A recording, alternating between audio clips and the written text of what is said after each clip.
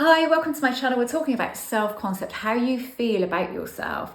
I was having a conversation with a girl that works in the same complex as me. We had our lunch together yesterday, and she's hilarious. Like, she's 30, so she's a lot younger than me, but we just get on so well. I think of us as being the same age, but she probably doesn't. Turns out that I'm actually the same age as her mum, which is a bit scary. I didn't know that until yesterday. So we're having this conversation and we're talking about, so she's younger, so she's dating. And so I love talking to people that are sort of like in the dating game and the things that go on with them. And we were having this discussion and we were talking about rejection. She said, I don't care if I'm rejected. I just don't care. I'm just like, next, like that. And I said, yeah, it's funny, isn't it?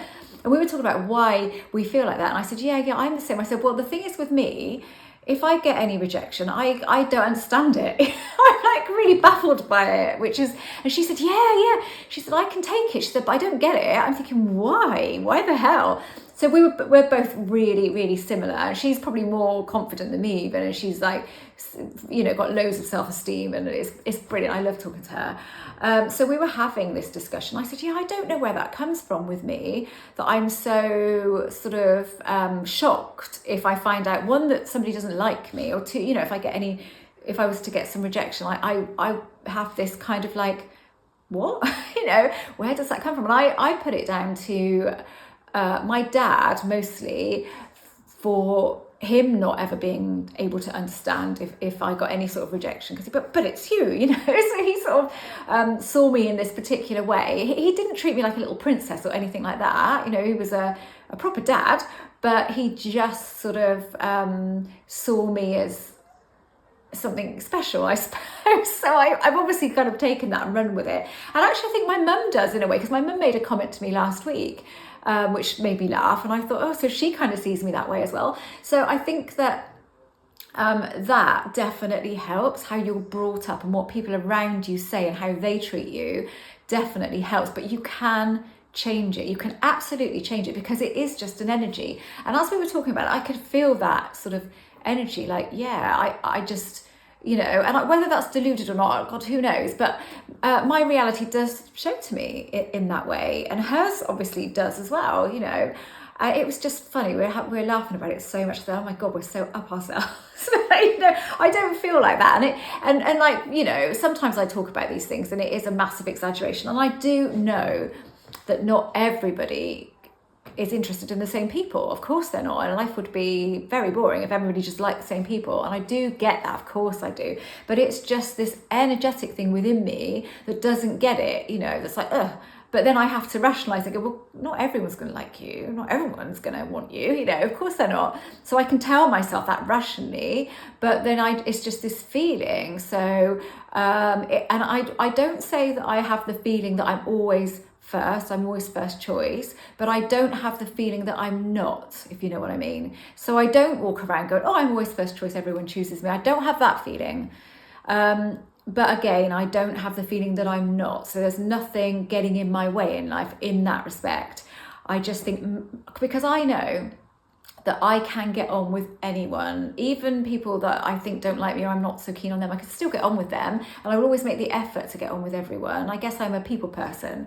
So I like people, I find people interesting, even the ones that don't like me, I find them, it's interesting why you don't like me, what is that, So in that respect, I think I've always been that way. And I do think that comes from how I was treated when I was younger by my parents.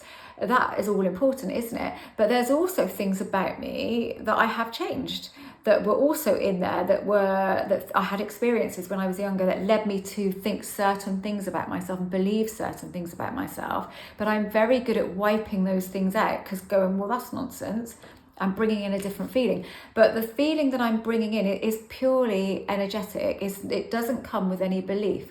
So you can change something about yourself. So let's say, because I was talking to another friend who said that nobody ever notices her, nobody ever compliments her, or anything like that. And I said to her, that is not true. Actually, that is your truth. So that's what you're seeing in reality.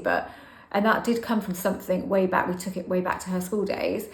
But it isn't true. It definitely isn't true. And I gave her like a little exercise to do, which she did. And it was a bit over the top, because she's a very close friend of mine, so we were laughing about it. And I said, assuming everybody, instead of assuming nobody wants you, assume that everybody wants you. But you shouldn't. I'm just going to put in a disclaimer here. Don't assume that everybody wants you, because you can get some very unwanted attention by doing that. So I did say that to her after, like, the best people want you. Let's just adapt this slightly. And that's what she did. And she was like, I'm going to do that just because you're right. I am walking around with that feeling. And I do feel that quite often, that nobody notices me.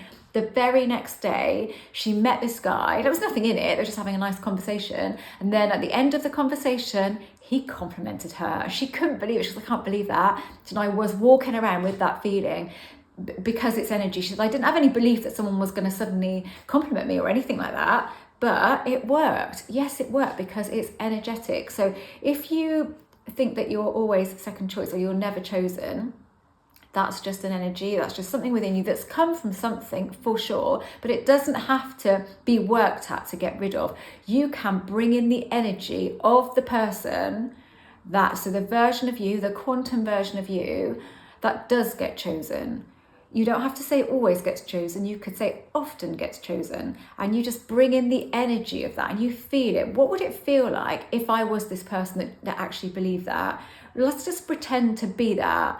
Let's just bring in that energy and feel that energy for 2 days, as an example. And then you see some evidence to prove that within those 2 days, because what you're really doing is manifesting that. You're intending it, so it's going to show up.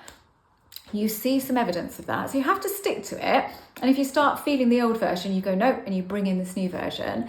And then you get some evidence, and then it gives you confidence that you can actually do this. You have confirmation bias then, or actually, blimey, was that this? And you'll doubt it and you'll think, oh, it's probably just a coincidence, because I don't believe in coincidence at all, but you will probably think that to start with. So just do it for another couple of days and see what other evidence you get. But don't look out for the evidence. Just feel the energy and walk around feeling like today I am the version of me that gets attention or that gets complimented, whatever it is. It could be anything. You can go basic like that. Or I just you could go magnetic. That's the one. I've done that so many times. I don't bother doing that anymore, because every time I've done that, I have got some really unwanted attention, and I've just seen how powerful that is. And then I thought, oh, I'm going to change it for an example to just all the best people. And then I thought, I don't know, do I need to do that? I just dropped doing that. But again, you can do that. And if you are going to do magnetic, I'm magnetic, definitely be specific about it. I am magnetic to all the people I'm interested in. Anyone I like, I am magnetic to, something like that. If you just go general, you will get unwanted attention. I can pretty much guarantee it. So, but again, it's so powerful. It just shows you how powerful that can be. So this is an energetic thing, but it then starts to alter your self-concept, because you start to see a different version of reality. So you do start to feel differently about yourself. It might be a slow burn, it might be really fast. With some things for me, really fast, other times a bit more of a slow burn. But if you stick to it, once you start seeing evidence, then, even if you've gone a few days, don't then go, oh, I haven't seen any evidence yet. Just go, well, actually, I feel better doing this, so I might as well carry on doing it, because your mind will get used to that and your subconscious will be taking that as your instruction. This is what I am now. The more you do it, the more it will have an effect.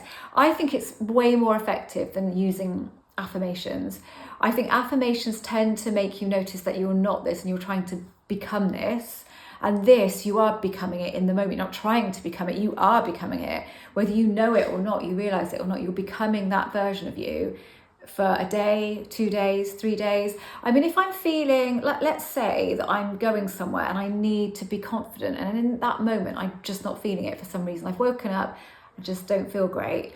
I will then go, okay, right, no, I'm the version of me that is confident, and I will wait a couple of minutes and I will bring that version of me and I will feel the energy of it. Right, I'm confident now. Yeah, I'm good to go.